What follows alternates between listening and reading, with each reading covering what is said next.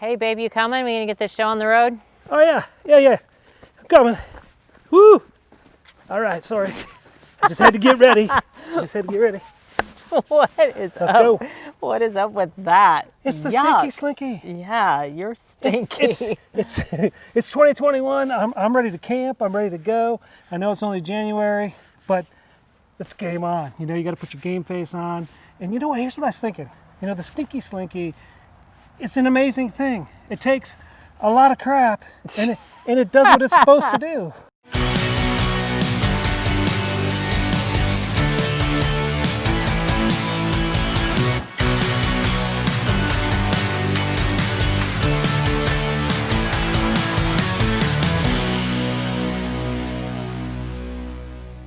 Hey guys, welcome to MK Experience. We're Michael and Kris. Thank you so much for tuning in.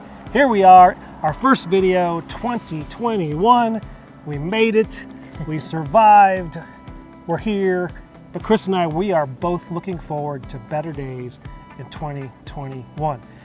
So we're gonna start off by kind of recapping a park that we were just at in the Christmas season down in Myrtle Beach. We thought we'd do a review of it because we really enjoyed our stay down there at NMB RV Resort and Dry Dock in Myrtle Beach.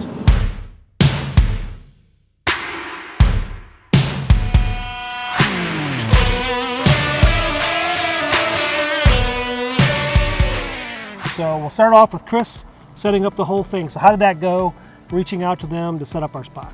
Yeah, it was great. It was really easy. I'd say the staff there is super helpful and friendly. And so called and got our reservation for that week of Christmas. What was interesting was in the process of making the reservation, I got the perception that the park was full and maybe they didn't have a spot available for us. And then they suggested that we pay an additional $30 to secure our spot, so that if something were to happen that, you know, they might have to move us, if we paid the $30, then we would for sure get that spot. So the spot that we chose was actually on the end up front on the waterways, and it was a premier spot that had a pavilion. So I definitely we didn't want to move, but wanted to secure the spot. So I was like, great, we'll pay the additional $30. And so that's what we did. And did we not have to pay extra for the premium spot? Yes, okay. Above and beyond, right? So there's that too. So they have premium spots that you can't pay for. And why? Because, well, you're getting closer to the water, right? So they're going to charge you a little bit more for that. I would say our spots, those spots were immaculate. They were super clean. That spot that we chose with the pavilion was a back-end spot. Not a pull-through. There were pull-throughs available, but we chose that spot because it was kind of more closer to the water, and we wanted the pavilion. And it comes with a fire pit, full hookups, obviously. The campsites themselves were really nice in the sense of big. So you weren't like right on top of your neighbors, although for the first couple of days there was nobody there. We were literally the only camper up front during the I don't know if it was the winter months or whatever. During the heavy season, they move their full-timers and their long-term people to the back of the campground in order to leave those premium spots open for people coming on short-term trips. So anyway, lots of space between the campsites, which I really like because you feel like you've got privacy. But again, we were literally the only ones in the front half of the campground. Yeah. Because like you were saying, they have the snowbirds area and the full-timers area. So they were all back, and it was like we had bad breath or something. Nobody wanted to hang out with us. I was feeling like, man, that $30 we paid for, that was, I was feeling like a little bit like we got taken on that, but we were right across from the pool and from the shower house and laundry area, it was really nice. It was immaculately kept. And I don't think that we mentioned that this particular campground is probably the newest campground in the Myrtle Beach area. Yes, so everything is, it's new, it's pristine, it looks great. Multiple shower areas, and the laundry facility was really nice as well. The pool, oh my gosh, the pool was awesome. Had this fun slide, a kid's dream. I have to say, there was a part of me that was thankful that I was there in the winter months versus the summer months, because I would imagine that end of the park would be extremely active during the summer month with that lots would have been of the kids. downside of that spot. Yeah. Maybe in the Although, what did we have instead? We had Christmas music. Oh my gosh. 24/7 Christmas music was played over their loudspeakers at the pool end, which is where we were. So I've never heard Jingle Bells so much. I just wanted to destroy Jingle Bells. I was losing the holiday spirit. No, it was actually a nice touch. But although we tried to do some videoing, and yeah, you couldn't do it. Loud. It was way too loud. So, and then we were right there by, we were on the Intracoastal Waterway, so there was a dock where lots of boats were moored in front of the campground, and there was a great gas fire pit that was there, and these beautiful Adirondack chairs around it. We didn't really go over there and spend much time at it, but people that stayed in the campground would go over there and congregate. And what else? Yeah, you know, that whole area over there was super nice. And I can tell you this, like, there are people on and off. There was golf carts pulling over there all the time. People were always checking the showers, the bathrooms, and the laundry room area. So yeah, as well as the shower areas, then it kind of moves over. They got this outdoor, I don't know if you call it a tiki bar area. I don't know what you'd call it, but it's a great little area, you know, that I'm sure come summertime is probably buzzing, you know, like crazy, which then from there kind of transitions over towards their store area and their main office. And their dry dock storage. Yeah, and the store was really nice. Were there things that you liked about the store? Yeah, I mean, it had anything you needed. It kind of felt like a little mini camping world almost. Yeah. But yeah, I mean, with the food, a little bit of food as well, and the staff was awesome. But yeah, anything from South Carolina t-shirts, Myrtle Beach t-shirts, and all the touristy things to your camping needs. Yeah, I mean, they even have like little rubber gaskets for your hoses, which is something that we ended up needing. However, the store was closed at the time that we needed it, so one of our million trips to Home Depot also involved some hose gaskets. And as many of you know, it was nighttime when I was hooking up, and it fell out in the grass, and I had my flashlight problem. I could not find it, and then I had no backup. So we have about 20 of them now on hand, so we are good to go if we ever lose. That will never happen again.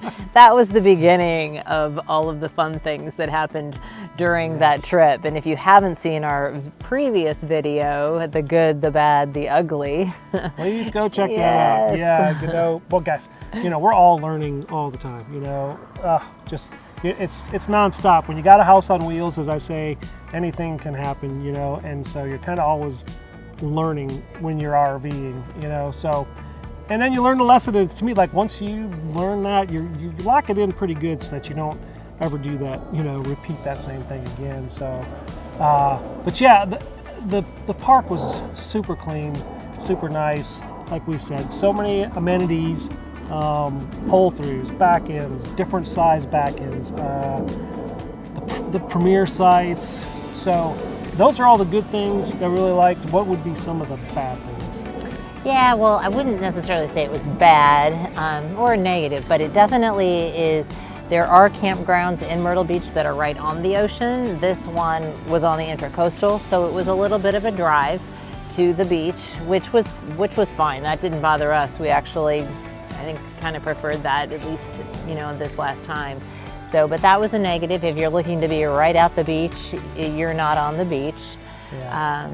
The other thing was, you know, and here's the things that we complain about, right? When we're camping, glamping, the Wi-Fi there. I was kind of excited when we pulled in because I told Kris, I said, I see amplifiers throughout the park on poles as we're pulling in. I'm like, we're gonna have a really good Wi-Fi signal here. And once you know, guys, we did not have good Wi-Fi signal the whole time we were there. We could not keep it locked in on our laptops or our phones at all while we were there. And then we had an Apple TV.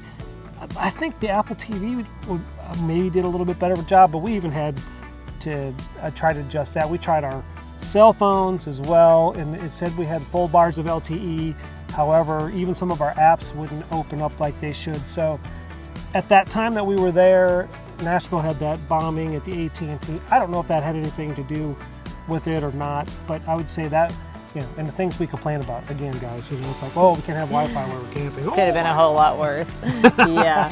Yeah, it could be a lot worse. But if you are full-timers that work and, having access to your internet is important, it was a challenge there. So I don't know if the entire campground was like that or if it was just the area that we were located in.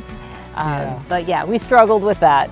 Big struggles, right? The other thing that we found out was, we had the solo stove, if you've seen that video, and we brought it with us. However, they had a fire pit there, so we're like, we won't break out the solo stove.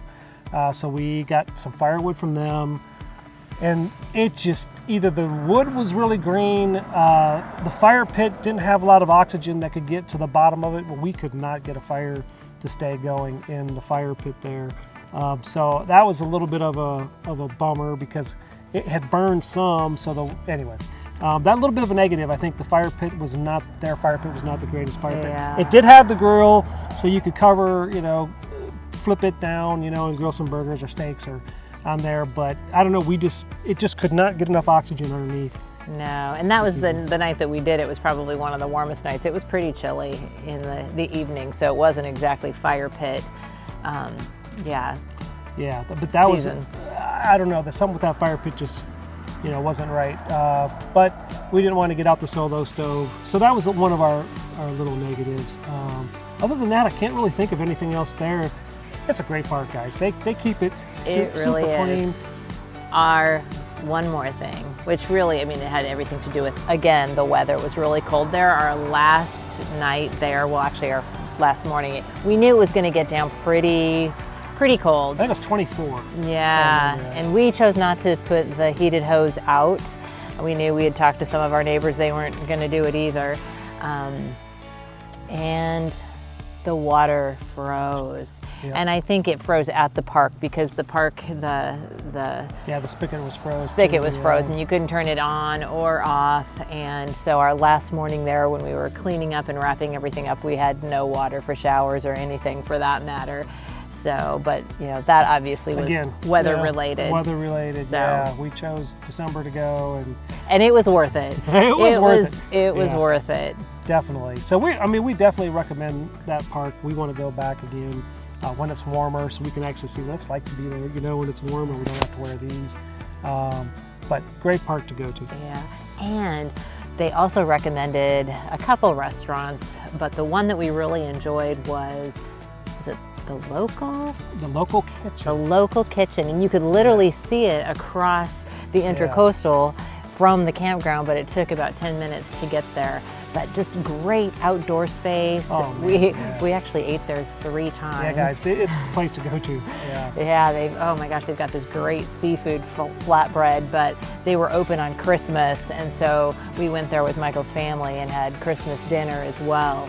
So, but a great outdoor patio, right on the water, just super great atmosphere, and we had fantastic service. Yeah, we really did. It was good.